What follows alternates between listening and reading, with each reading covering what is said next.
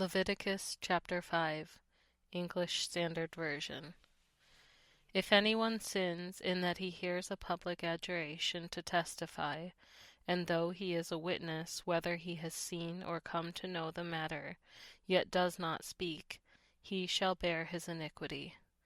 Or if anyone touches an unclean thing, whether a carcass of an unclean wild animal, or a carcass of unclean livestock, or a carcass of unclean swarming things, and it is hidden from him, and he has become unclean, and he realizes his guilt, or if he touches human uncleanness, of whatever sort the uncleanness may be, with which one becomes unclean, and it is hidden from him, when he comes to know it and realizes his guilt, or if anyone utters with his lips a rash oath to do evil or to do good, any sort of rash oath that people swear, and it is hidden from him, when he comes to know it and he realizes his guilt in any of these things, when he realizes his guilt in any of these and confesses the sin he has committed, he shall bring it to the Lord as his compensation for the sin that he has committed, a female from the flock,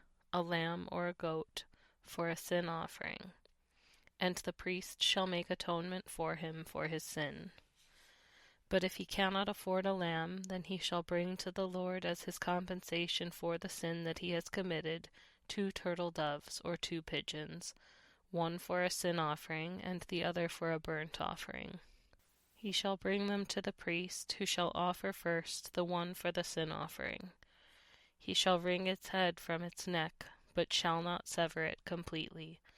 And he shall sprinkle some of the blood of the sin offering on the side of the altar, while the rest of the blood shall be drained out at the base of the altar. It is a sin offering. Then he shall offer the second for a burnt offering according to the rule. And the priest shall make atonement for him for the sin that he has committed, and he shall be forgiven.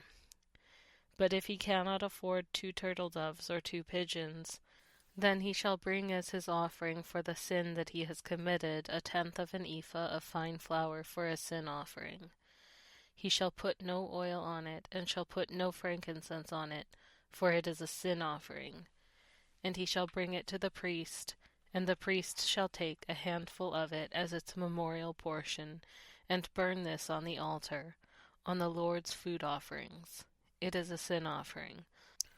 Thus the priest shall make atonement for him for the sin which he has committed in any one of these things, and he shall be forgiven, and the remainder shall be for the priest, as in the grain offering.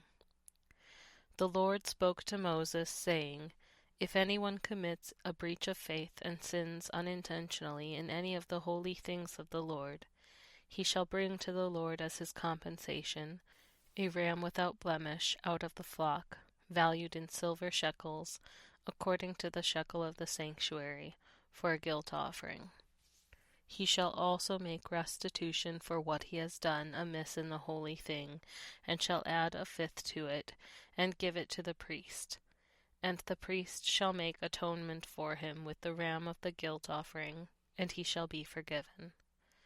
If anyone sins, doing any of the things that by the Lord's commandments ought not to be done, though he did not know it, then realizes his guilt, he shall bear his iniquity. He shall bring to the priest a ram without blemish out of the flock, or its equivalent, for a guilt offering, and the priest shall make atonement for him for the mistake that he made unintentionally, and he shall be forgiven. It is a guilt offering. He has indeed incurred guilt before the Lord.